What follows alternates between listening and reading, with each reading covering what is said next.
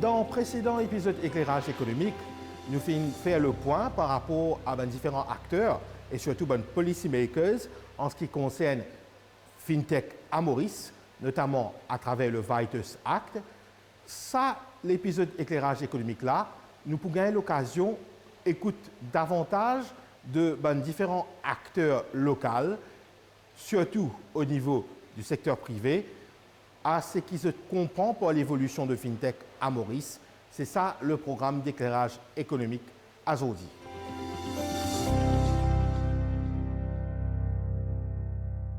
Ajwin Gopi, ou avocat de formation, et ou un parmi les panélistes dans l'atelier de travail national au FinTech là, quelle est l'importance de faire un atelier de travail pareil?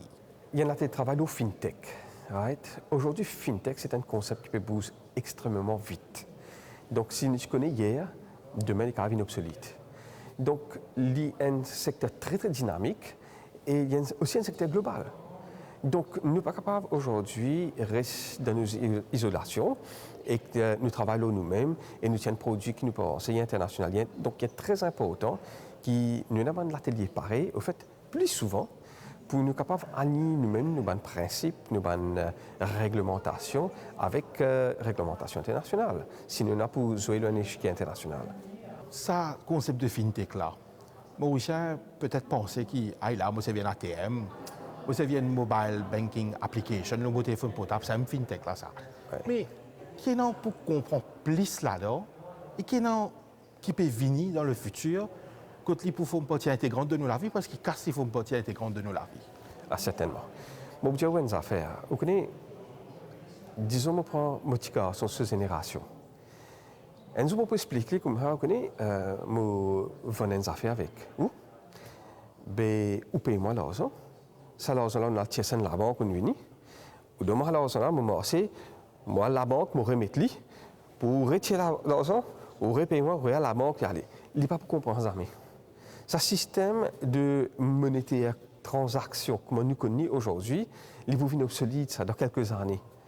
Déjà, nous peut trouver ça. Donc, il est très, très important que le peuple en général commence à adopter, commence à comprendre en fait FinTech qui était ça, façon qu'il nous peut transacter pour changer. Je vous donne un exemple. Dans Kenya, par exemple. Mais là-bas, il y a pas accès à la banque. Donc, je te servis mobile, plus. Mais si vous allez au Kenya, vous trouvez en bas un billboard, vous trouvez une belle femme en bas, puis un t-shirt, mais il n'est pas servi l'argent. Vous servez juste mobile au Kenya. Mais si un pays comme le Kenya, un pays qui peut émerger, in des ans autant l'avant, ben Maurice, il paraît bien plus vite qu'il ne peut penser. Ajwin Gopi, pour faire Mauricien comprendre bien qu'après ça FinTech là, vous pensez qu'il faut faire un atelier de travail comment peut dérouler, il y a pourtant, nous pouvons répercuter en dehors, quelque chose encore additionnel qu'il faut faire. Oui, si vous dites personnellement, je pense que Maurice en général n'est pas une FinTech savvy nation, c'est-à-dire qu'il n'a pas adopté la technologie aussi vite. Mais aujourd'hui, la technologie peut intégrer dans toute facette de la vie, qu'il n'est pas un choix, c'est pas mon cas, ou pas capable d'adopter la technologie, une nécessité. Donc, financial and tech literacy, c'est extrêmement important. Donc, l'IBSA commence à bas âge. Donc, je pense qu'il y a certains ministères qui vous avez ensemble, tels que le ministère de l'Éducation, le ministère qui occupe, par exemple, les consommateurs.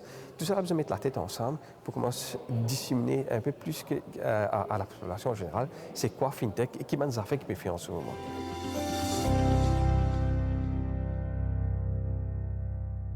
Malisha Doukoni, un économiste de formation, quand on peut faire une consultation nationale au FinTech, qui est l'importance d'une telle initiative? Un consultative workshop comme celui-ci, c'est une façon pour, comment dire, premièrement, comprendre qu'il y a un vrai problème. Et Maurice est assez particulier parce que très souvent, nous avons cette interaction de public et private. Ce public-private engagement là, il permet, parce que du côté du secteur public, il a pensé que tout se passe bien, mais du secteur privé, il a trouvé qu'on fait telles affaires pas bon, telles affaires pas marchent bien, etc. Donc, alors, un workshop comme ça, premièrement, il aide et non sa public-private dialogue qui est très important pour faire avancer ban projet, etc., dans le futur. Depuis de lancer la loi Vitus là, en 2022, est-ce qu'il peut attirer un investissement et un investisseur pour venir set-up ici dans société? Alors, Maurice, pareil, un des premiers pays dans l'Afrique qui est la loi aussi avant-gardiste que la loi de Vitus. Aujourd'hui, comme à Nairobi, nous avons un conseil opérateur dans le secteur de asset virtuel. Je peux opérer, mais sans qu'ils aient une licence. Tandis que dans Maurice, opérateur, c'est un opérateur qui duly licensed par la FSC. Donc, ça veut dire nous peut donner une reassurance dans le sens qui est non le superviseur, donc les entités superviseurs, qui aussi peut une vue l'eau qui peut passer dans ce secteur-là. Alors ça, c'est premièrement. Deuxièmement, le fait que Maurice est dans un secteur financier, surtout non bancaire, qui est très dynamique et qui est aussi très axé sur des marchés asiatiques et marchés africains. Ça, la loi-là, l'IVIN ajoute un supplément soutien tout ce mécanisme qu'il met en place depuis plusieurs années par rapport à transactions qu'il est capable de faire entre différents pays. Je donne un exemple. Donc, à travers la loi Vitus, nous avons ce qu'on appelle carbon credit. Aujourd'hui, même dans Maurice, c'est une entreprise capable de tenir un carbon credit, capable de vendre l'ISIS en bulk à les autres entités DO. Et nous connaissons que Luxembourg, c'est un des grands marchés côté de ça. Mais avec la loi Vitus, capable de trader à Maurice. Nous sommes capables de faire les autres, même par exemple, ce qui peut faire, ce qui peut vendre en Afrique, nous sommes capables de placer dans Maurice pour trade, pour exporter, pour vendre à une autre entité. Et ça, qualité transaction-là, elle est assez unique et elle est assez spécifique à Maurice parce qu'il y a une bonne relation entre l'Asie et l'Afrique. Et ça, des marchés-là, ce sont des marchés qui peuvent développer. Là, avec ma collaboration avec les différents marchés en Afrique et en Asie, les faire qui Maurice a mieux positionné pour sa qualité développement de nouveaux marchés dans les assets virtuels.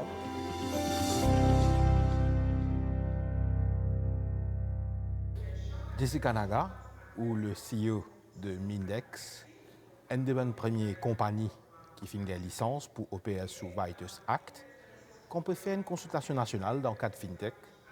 Qu'est-ce que ça veut dire pour vous?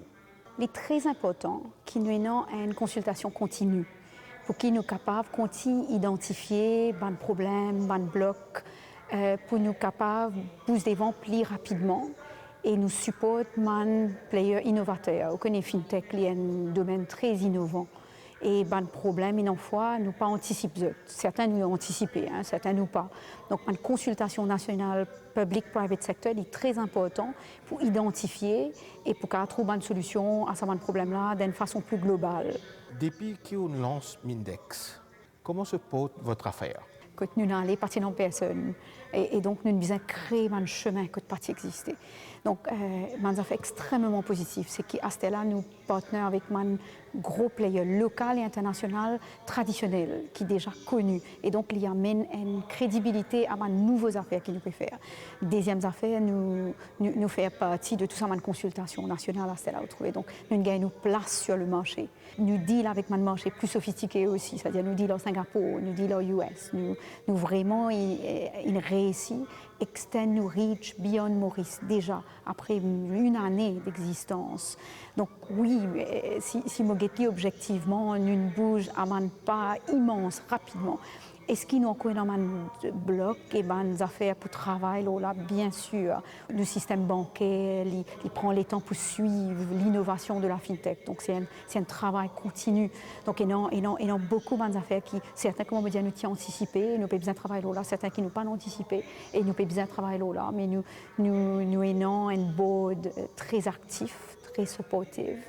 Et nous avons un régulateur qui comprend ce qu'il nous peut faire et qui a un dialogue constant avec nous. Donc moi, comme CEO, nous move over cette année-là très positivement. Est-ce que vous pensez que Mauricien assez comprend qu'appelle FinTech, qu'appelle une nouvelle technologie émergente par rapport à l'argent et qui est capable de faire pour améliorer sa compréhension-là? Moi, je trouve Mauricien bien comprend. Je trouve Mauricien bien bouge rapidement. On connaît une population bien éduquée à Maurice. Et je peux comprendre qu'il y a des affaires innovateurs de FinTech, peut improve the quality of life. Ça veut dire, ou pas besoin de mettre la clé dans la banque, ou qu'à faire un investissement plus facilement. Donc, nous trouvons un huge interest de man jeunes et même man plus vieux, dans le sens de qui man client qui peut venir dans Mindex, qui man dit qui peut contacter nous. Donc, moi, je vu l'avenir de Maurice comme un digital hub very positively.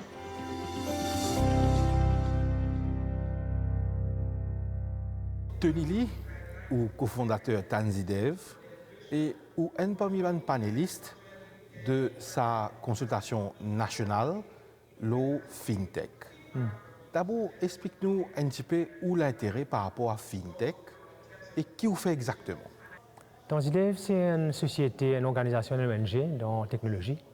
Et nous pensons que la technologie est très importante et la FinTech, c'est encore plus important pour achieve, comme on appelle, les objectifs du développement durable, les SDGs.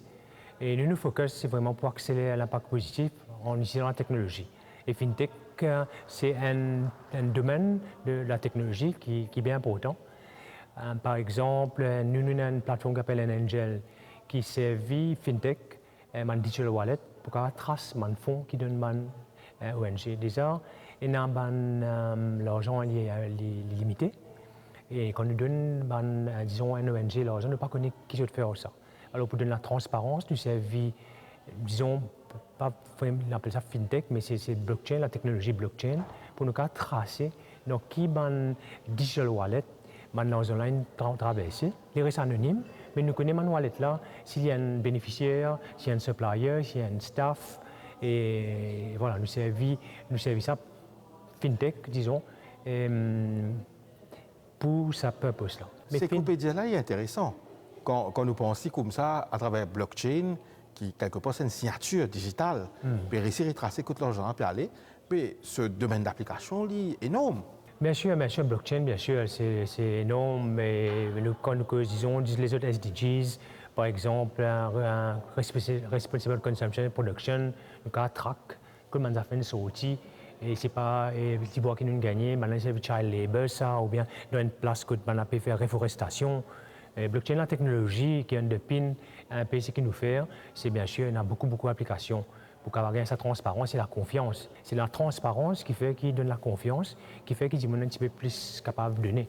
De côté FinTech, je pense que le plus important là-dedans, c'est accès pour les gens qui ont une banque, accès pour les gens qui ne sont pas capables dans le circuit conventionnel de banking. Et c'est ça vraiment qui l'inclusion.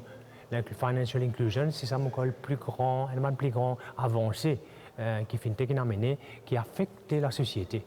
C'est des gens qui ont des produits financiers, là, ils sont capables de faire des loans, etc. Je pense c'est l'empreinte digitale, un ID, bien sûr, on a fait des KYC, comme on appelle Know Your Customers, Compliance, mais je suis capable de trade.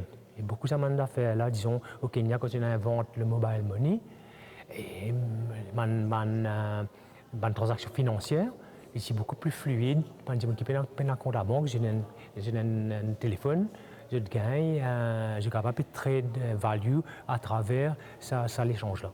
En tout cas, Tony Lee, merci beaucoup. Merci.